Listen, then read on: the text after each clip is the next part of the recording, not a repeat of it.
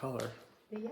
I mean, from a distance, they almost look matching. I know it. I know it. Perfect I matching. think, did we make that plan ahead of time? You know, I think- didn't know. I think there's been some weird things I happening today. Yeah, the breaking of the. That was, I mean, I literally ended up with that in my finger. I know it. Like, it didn't even drop. It was like, I don't know what that's supposed Okay, to you ready? signify. Okay. all right. Hello, everyone. It's Kevin Skeens again with another segment of the TCF Presents Try Love podcast. I'm here with Nancy Nystrom, Good morning, Kevin. founder of Casa Hogar. And Nancy, how many years have you been at it? Oh, longer than you are old, almost, Kevin. Let's see, 1995. My son died in 94. Since 95, how many years is that? 25, 26 Wow. years almost. Is that right? Yeah, it's that's hard a to lot of believe. years. It's a lot of years. I was only 12 when I started, of course. I thought you were 13. Yeah. Well, Nancy, we've kind of been talking lately about, the programs at Casa Hogar and how it's radically changing the lives of kids. And one of the things that I've done over the last 10 years is I've brought groups of athletes down to Casa Hogar. And what's happened when they come down is they see how grateful and appreciative the kids of Casa Hogar are. There's not a lot of victim mentality. There is a lot of I can do it mentality. There's kind of a culture of the kids at Casa Hogar. So what's happened is the girls that I bring down from the United States come to Casa Hogar and they're expecting these kids to be sad and dejected, but instead they're smiling and they're happy and they're having fun and they're achieving things in school. So what's happening then is the girls from the States come back from the trip and it radically changes their lives. Right. They become more grateful. One girl just a couple of years ago came back, cleaned out her closet and literally took almost all of her name brand clothes somewhere and decided she was just going to live a very minimal lifestyle. And that was, from her influence trip on Casa Hogar. So where I'm going with that is just the influence that the kids at Casa Hogar have had on the mentality at my organization, because these girls are coming back more thankful. And then it's kind of like contagious. They get on a team with maybe two girls that have been on the trip and they're grateful and thankful. And next thing you know, two more kids become grateful and thankful. And next thing you know, you have a team mentality of gratefulness, thankfulness, hardworking. So I want to talk to you about that. What I want to talk to you about today is kind of the mentality at Casa Hogar. It seems to be positive. You'd think there'd be a lot of victim mentality and there's not. So would you mind speaking about the victim mentality and the kinds of things that Casa Hogar is doing to prevent these kids that could easily be victims to becoming achievers? Kevin, that's a hard one because I think victim mentality right now is one of the biggest.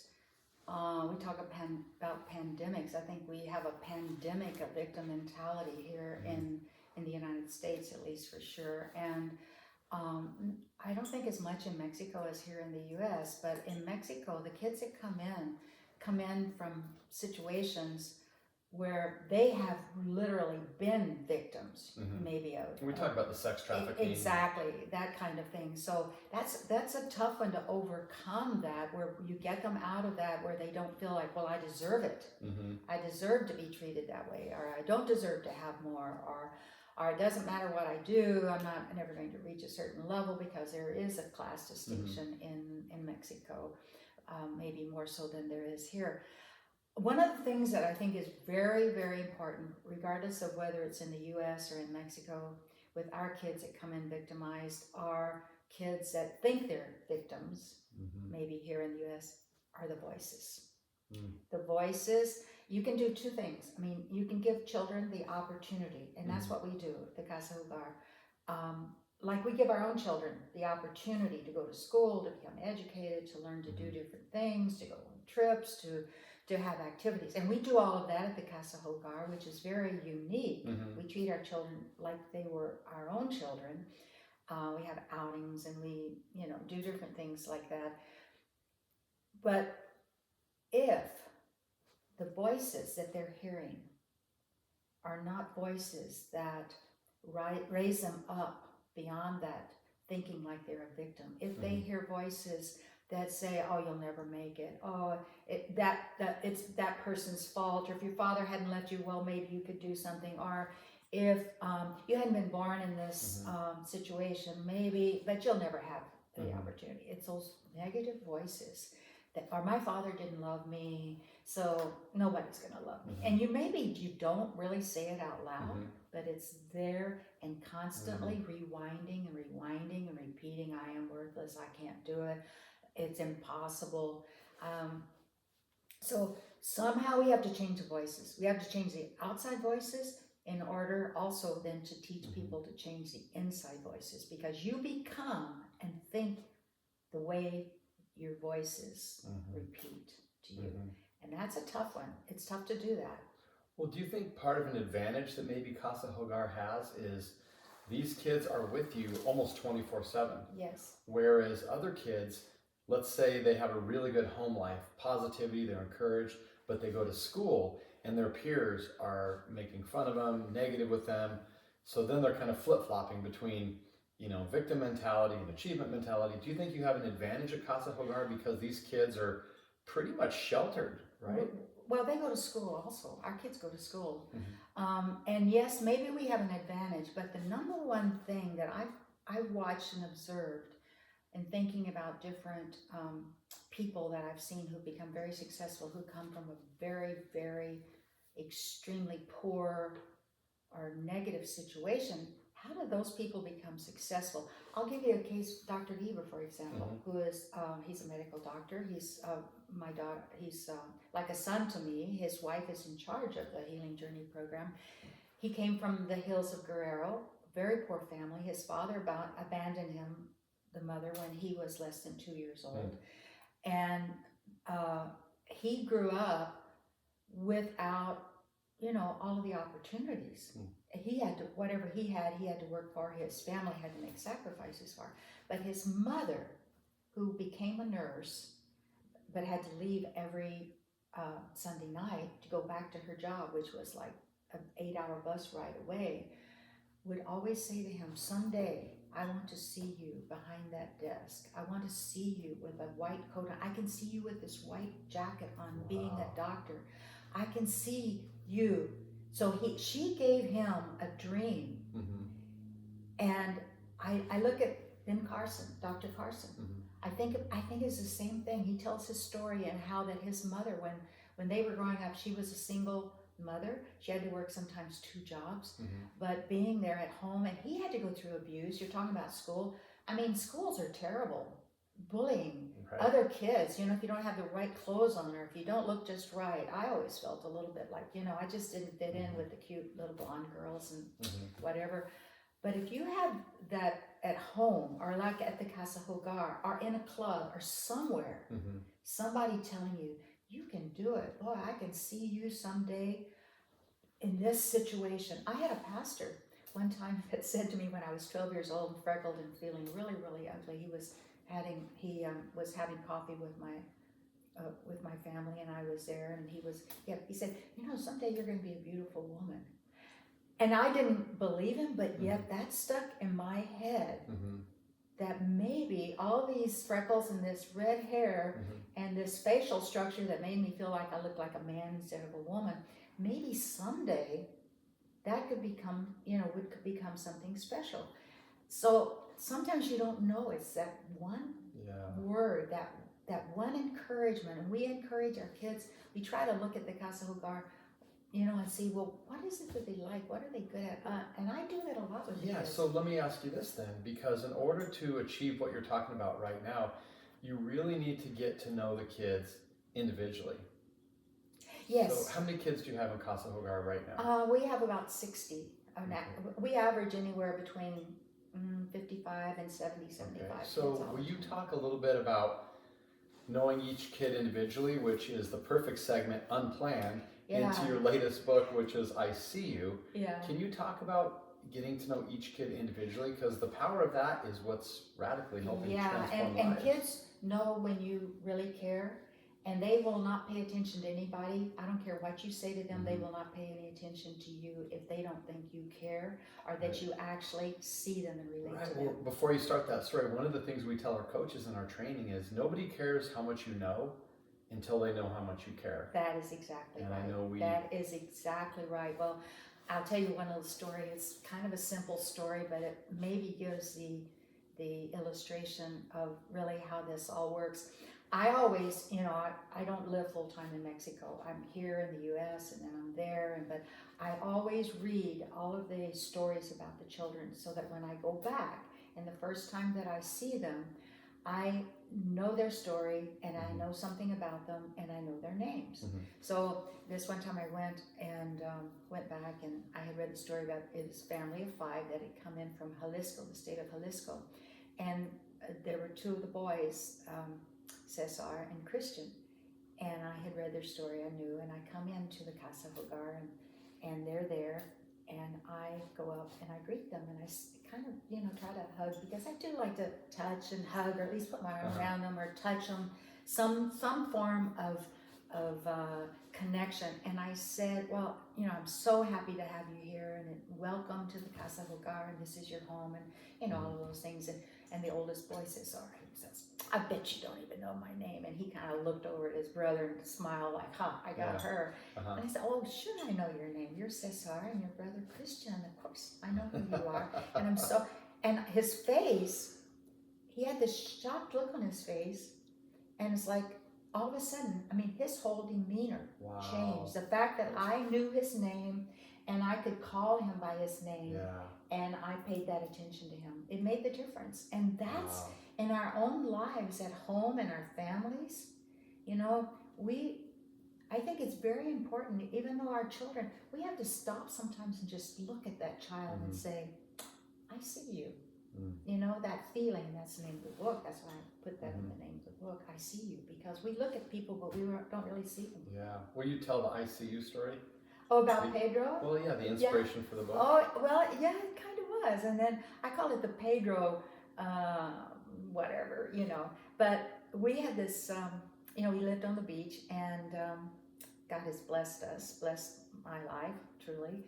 And we had that opportunity. So we had the beach vendors coming by every day. And part of the entertainment when you live on the beach is talking to the beach vendors. Well, Pedro, who was from the state of Guerrero, the mountains of Guerrero, it's a very poor state.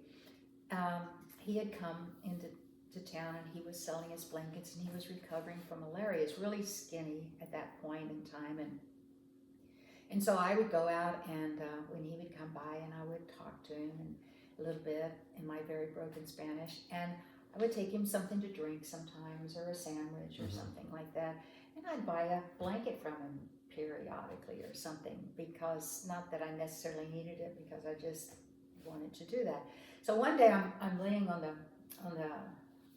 lounge chair up in the yard, and he comes up into my yard, off the beach, and up in my yard, and walks towards me. And I greet him, and he hands me this blanket. And I said, oh, Pedro, I can't buy, blanket today. I'm sorry. He said, no, it's not. I'm giving it to you. It's not for sale. I'm giving it to you. And I said, well, why would you be giving me a blanket? When you're that poor, one blanket is, it's worth a lot for you. And to give it away is quite a large gift. And he said, and he looked at me, and he said, because you see me. He said, you treat me like a human, and you see me. Wow. And that still overwhelms me to think about that. But it's so true in so many cases, whether it's your own children or the other children, or children in the Casa Hogar, or children in Ballistic. You probably do the same thing. I see you interact with those kids that are part of the Ballistic program, and when you bring them down, and each one of them, they really sense that you care about their success and that you actually see them. Well, right. And one of the things that we have our coaches do, we call it a individual development program, which is where we're having our coaches, kind of take notes and meet with players on what we see as their strengths, their weaknesses, what they need to work on.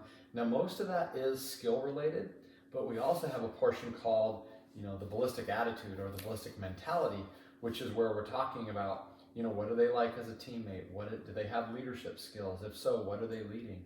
So yeah, I think it's important to treat each individual as an individual in order to get, full potential out of them. And to treat them as an individual, you have to actually see them. You have to actually pay attention and to say to them, for example, what we've watched with the kids, or at least I do, and I think our other people do too, what do they excel at? What do they seem to like? What do they like to do? Are they skilled at game playing? Are they skilled at drawing? We've developed in the Casa Hogar, or helped to develop, probably a good half a dozen very fine artists coming through, because we saw that they had this skill, and we helped them, gave them the opportunity to develop that, instead of saying, oh, no, you need to be doing this. Yeah. You know, because people need to feel good about whatever it is. Right. Well, and see, that's, one of the steps in the whole Trilo formula. We call it, skill or gift vibe. Yes. Meaning that, we need to find out what you do, what you enjoy, do it. And, what it does, it changes the chemistry in your brain. Absolutely. Our ballet folkloric program has done that. We began that in 20 years ago, more than 20 years ago. When I saw the University of Colima doing a dance, we had invited them to come to our Casa Hogar to do a presentation for an open house, and I saw how our kids responded to what these dancers were doing on stage, and I thought, well, I think our kids could learn that. So we began this program, and what I saw, not all the kids got, were part of it, but those that entered into it, that actually were drawn to it. Some of the kids had learning difficulties, extreme learning difficulties. They got into that program, and all of a sudden they started blossoming. They did better in school. They had a different attitude. They lost a lot of their anger, because then they began to feel good about themselves, because they were doing something that they enjoyed. Changing their brain, talking about changing the brain, ballet or dance program like that really does change not only personality, anger. It helps to get rid of all those negative vibes. Well, are your teachers, or are there people at Casa Hogar that are taking notes on these kids? What seems to be their interest? Yes. Emily, actually, Dr. Geber, and Nympha, our social worker, and our house mothers always go back and they report and say things, like to those people who are working with the programs. I saw that Angelito really did respond to one of the music instruments, wanting to play. He really wants to play music. So then we try to go in and to encourage him to learn a music instrument. And we don't say, well, you have to take this one because that's the one we have available. Right. Maybe we let them choose, and then maybe that's not the one that works for them. So maybe we have another opportunity. Yeah. Okay, well, let's try this one, and see if this works better for you. That is so elite. To take notes and watch each kid, what they respond to. I think that is a huge part of your program, and kind of reinforcing that I see you, I see your gifts, I see your talents. And I think some of the kids would be shocked, I bet, when you come up to them and say, hey, I've noticed that you're kind of interested in this, and they identify with it. That has to be a great feeling of connection. Well, I don't think they're shocked anymore, because they see me do that a lot. And so, and I do simple things, like, for example, the girl, I notice when, like, their hair is, fixed, or maybe it looks the same every day, but today I'm saying, boy, your hair looks really nice today. Who fixed your hair? Did you do that yourself? Or, simple things like that. Well, maybe we ought to do that and help Lupita over here to do her hair. Wouldn't that be fun to do that, because you like to do that? Yeah. But just noticing that kind of thing and giving them the opportunity to feel good about themselves. I think more families today, it concerns me, because I see parents criticizing their kids, and yes, maybe they're really disciplined, but... Well, and Nancy, we were told early on when I started the volleyball club that you can't win being positive. I had a lot of people saying there's no way to win. I get the same thing. At a high level being positive, and I adamantly disagree. And what I really like now is you can support it with science, because when a kid feels seen, like what we're talking about, you're creating the feel-good hormones, dopamine, oxytocin, serotonin, like literally changing the cocktail in these kids' brains from adrenaline and cortisol, to some feel-good neurotransmitters. That's exactly right. And I think about a situation like when a child forgets to do something, doesn't make up their bed, or leaves their fishing pole someplace and didn't remember to get it, and the parent says, you're always doing that. what that does is give a negative to that child, instead of saying, well, I know that perhaps you forgot it this time, but next time I think you're probably going to remember it, and change that negative to a positive. Right. So, speaking of taking a negative to a positive, in the next podcast, we're going to talk about the Ballet Folklorico and what a radical change that has had on the lives. But to kind of wrap this one up, I think my takeaway from this one is, you know, we talk a lot about the abuse, abandonment, the sex trafficking, the neglect, and it sounds like, you know, the number one tool is just to see them for who they are and build them up. For them to feel like someone really sees them in a positive way, sees the beauty within them, and to feel that way about them. If I feel like somebody's really looking at me and really understands me, boy, that relationship is just so much stronger, and I feel so much better about myself. Well, that person really sees me and they still like me, they still care. And that right there is a true example of love. Yeah, I think so too. All right, thanks, Nancy. Thank you, Kevin. Boom, that was a pretty good one. So that one we can say I see you, because we talked about that almost the whole time, the different forms of I see you. And I think let's do let's go ballet the whole time on this one. All right.